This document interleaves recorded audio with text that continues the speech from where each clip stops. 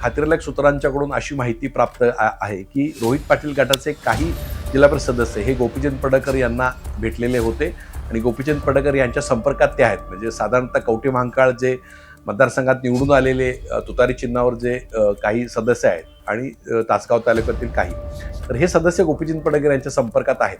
आपण जर फार बारकाईने अभ्यास केला तर रोहित पाटील आणि गोपीचंद पडळकर यांचे संबंध अतिशय चांगले राहिलेले आहेत. म्हणजे आपल्याला आठवत असेल, ज्या वेळेला जयंत पाटलांच्यावर आरोप प्रत्यारोप गोपीचंद पडळकर यांच्याकडून झालेले होते, राजाराम बापू पाटील कुसुम पाटील यांचे आरोप झालेले होते, त्यावेळेला जाणीवपूर्वक किंवा अजाणतेपणी रोहित पाटील यांनी भाषण केलेलं नव्हतं त्यावेळेला, आणि त्याच वेळेला त्यांची आणि गोपीचंद पडळकरांची एक छुपी युती अशा प्रकारची चर्चा त्या ठिकाणी झालेली होती. चंद्रकांत दादांना दुसरी आठवण करून देतो की ज्या वेळेला इथं सांगलीमध्ये दिग्विजय सूर्यवंशी विरुद्ध धीरज सूर्यवंशी अशी लढत मागच्या वेळेला झालेली होती, त्यावेळेस जयंत पाटील विरुद्ध चंद्रकांतदादा पाटील अशा प्रकारचा सामना वेगळ्या पद्धतीने झाला होता. त्यावेळेला भाजपचे 6 नगरसेवक फुटलेले होते. त्यावेळेस सुद्धा व्हीपचं लागू केलेलं होतं, पण तरी सुद्धा 6 जणांनी उलटं मतदान काही ठिकाणी केलं, काही ठिकाणी गैरहजर राहिलं.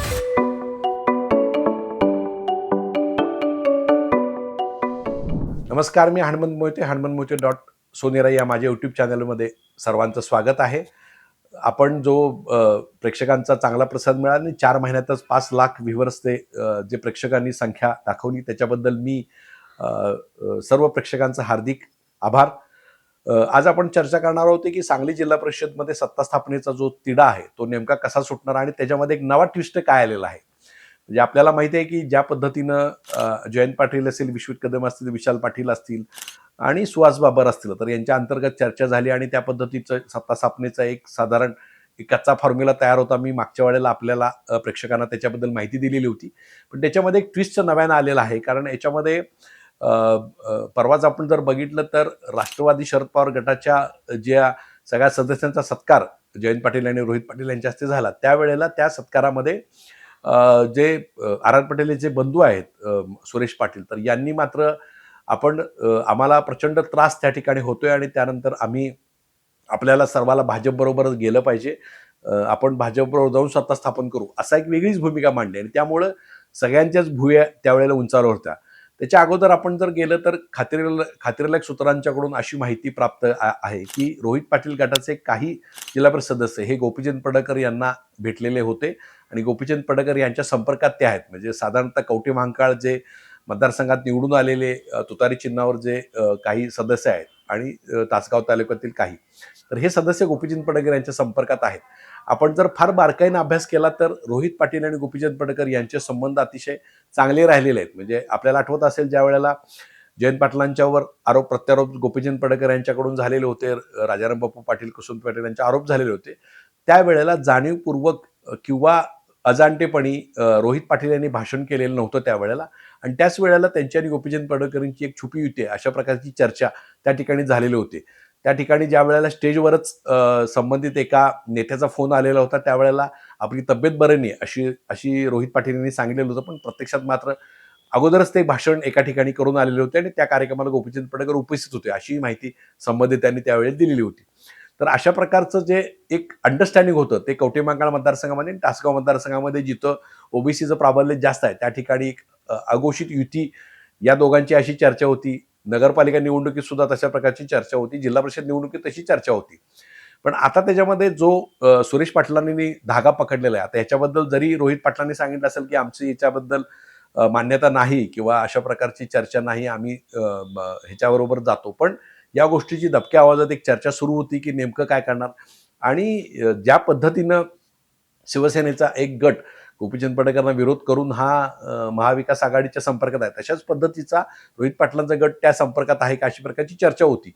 त्यामुळंच चंद्रकांत पाटील हे ठामपणे सांगत आहेत की महायुतीची आमचा सरकार किंवा महायुतीची जिल्हा परिषद सत्ता येऊ शकते. तर हा ट्विस्ट आहे, हा वेगळाच ट्विस्ट या ठिकाणी आलेला आहे. आता नेमकं याच्यामध्ये काय होतं याच्यामध्ये पाहावं लागेल. आता याच्यामध्ये आपण जर बघितलं तर त्यानंतर जे जयंत पाटलांचं भाषण झालं ते सुद्धा फार इंटरेस्टिंग भाषण होतं. त्यांनी सांगितलं की ज्या वेळेला सुरेश पाटलांनी सांगितलं की आम्हाला तिथं एक प्रकारचा संघर्ष करावा लागला, म्हणजे त्यांचा अंगुली निर्देश संजय काका पाटलांच्या बद्दल होता, पण जयंत पाटलांनी सांगितले की प्रत्येक मतदारसंघामध्ये अशा प्रकारचा संघर्ष आहेच, मला सुद्धा त्या मतदारसंघामध्ये महायुतीच्या एकत्रीकरणाचा संघर्ष करावा लागला, त्याच पद्धतीने संघर्ष जतमध्ये करावा लागला, खानापूर आटपाडीमध्ये आहे, विश्वजित कदमांना सुद्धा वेगळ्या पद्धतीने संघर्ष करावा लागला. तर अशा प्रकारचा संघर्ष हा नवा नाही. त्यामुळे अशा प्रकारचा निर्णय घेणं हे बरोबर नाही आणि ज्या पद्धतीचा कौल हा महायुतीच्या विरोधात किंवा भाजपच्या विरोधात जनतेनं दिलेला आहे, तर त्यामुळे आपल्याला तो विषय करून घेऊन एकत्रित काम करावं लागलं असं जयंत पाटलांनी सांगितलं. दुसऱ्या बाजूला चंद्रकांतदादा पाटील यांनी आपण पाहिलं असेल तर महायुतीचाच जिल्हा परिषद अध्यक्ष होईल असं ते सांगतात. तर नेमकं ते काय म्हणतायत, तर त्यांचं म्हणणं आहे की जे व्हीप आहे तो राष्ट्रवादी पक्षाचा आणि आमचा व्हीप जर आम्ही काढला तर त्या व्हीपचं उल्लंघन करणं हे फार अडचणीचं आहे आणि त्याच्या पद्धतीचं सदस्यपद जाऊ शकतं. त्यामुळं कुठलाही माणूस असं करणार नाही. त्यामुळं 31 जागा या महायुतीच्या आहेत आणि 30 जागा या महाविकास आघाडीच्या आहेत. त्यामुळं आमचाच जिल्हा परिषद अध्यक्ष होणार. पण गोष्ट खरी आहे, व्हीप हा कायदा कडक आहे वगैरे, पण मी चंद्रकांतदादा पाटलांना आठवण करून देऊ इच्छितो की या प्रकारचे व्हीप विधानसभा निवडणुकीत सुद्धा लागू होते. विधानसभा निवडणुकीत ज्या वेळेला तुम्ही शिवसेना पक्ष फुटला, राष्ट्रवादी पक्ष फुटला, त्यावेळेस व्हीपच्या प्रश्नावरच सुप्रीम कोर्टात तो विषय झाला आणि आज तागात त्याचा निकाल लागलेला नाही. म्हणजे सर्वोच्च न्यायालयामध्ये त्याचा निकाल लागलेला नाही. तर त्या व्हीपचं काय होतंय आपण पाहिलेलं आहे. चंद्रकांत दादांना दुसरी आठवण करून देतो की ज्या वेळेला इथं सांगलीमध्ये दिग्विजय सूर्यवंशी विरुद्ध धीरज सूर्यवंशी अशी लढत मागच्या वेळेला झालेली होती, त्यावेळेस जयंत पाटील विरुद्ध चंद्रकांतदादा पाटील अशा प्रकारचा सामना वेगळ्या पद्धतीने झाला होता. त्यावेळेला भाजपचे 6 नगरसेवक फुटलेले होते. त्यावेळेस सुद्धा व्हीपचं लागू केलेलं होतं, पण तरी सुद्धा 6 जणांनी उलटं मतदान काही ठिकाणी केलं, काही ठिकाणी गैरहजर राहिले. त्यावेळी त्यांचं स्वतः सदस्यपद गेलं नाही, नुसती चर्चा झाली, पण प्रत्यक्षात मात्र त्यातले अनेक जण पुन्हा निवडून आले.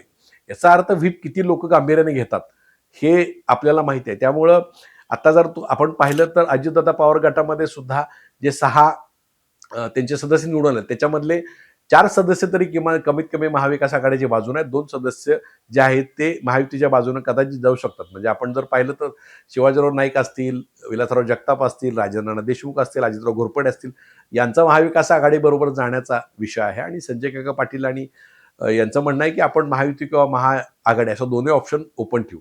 त्यामुळं हा विषय एक किचकट होऊन बसलाय. दुसरी गोष्ट आपण जर बघितलं असेल तर चंद्रकांतदादा पाटील यांनी सांगितलं की आम्ही महायुतीचा अध्यक्ष बसवू. त्यावेळेला जवळजवळ वर्षाला सव्वा वर्षाला एक अशी 4 आम्ही करू.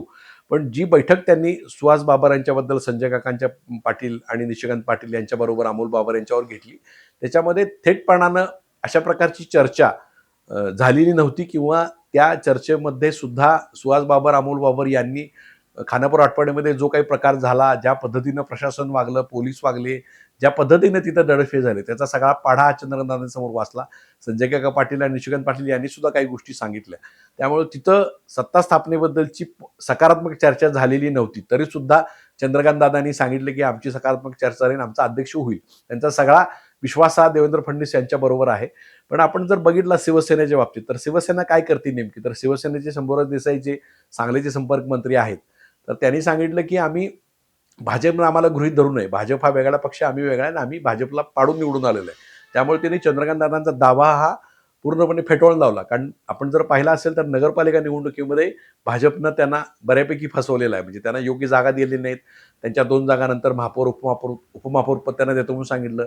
त्यानंतर त्यांना बाजूवर केलं. आता गरज लागल्यानंतर मात्र शिवसेनेची गरज आहे. त्यामुळं शंभूराज देसाई हे कितपत मदत करतील आणि त्यांनी थेट सांगितलं की आम्हाला गृहीत धरू नका तुम्ही. तर आपण जर पाहिलं तर सातारामध्ये सुद्धा शिवसेना राष्ट्रवादी अजित पवार एकत्र येण्याची शक्यता आहे. सांगलीमध्ये सुद्धा शिवसेना राष्ट्रवादी अजित पवार एकत्र येण्याची शक्यता आहे आणि कोल्हापूरमध्ये सुद्धा राष्ट्रवादी आणि शिवसेना एकत्र येण्याची शक्यता आहे. तिथं आपण जर पाहिलं तर तिन्ही ठिकाणी राष्ट्रवादीचा अध्यक्ष होण्याची शक्यता आहे. म्हणजे आपण जर बघितलं तर तिथं मकरंद पाटील असतील आणि शंभूराज देसाई यांची चर्चा झालेली आहे. इकडं सुद्धा प्रकाश आंबेडकर आणि हसन मुश्रीफ यांची चर्चा झालेली आहे. सांगलीत सुद्धा सुहास बाबर यांची काही नेत्यांची चर्चा झाली आहे. त्यामुळे शिवसेना नेमकी काय भूमिका घेतील हे बघावं लागेल. पण हा जो रोहित पाटील आणि सुरेश पाटलांचा ट्विस्ट झाला याच्यामध्ये नेमकं काय होणार हे आपल्याला पाहावं लागेल. पण जोपर्यंत प्रोग्राम जाहीर होत नाही जिल्हा परिषद अध्यक्षपदाचा, तोपर्यंत मात्र हा सगळा घोळ आणि चर्चा सुरूच राहणार.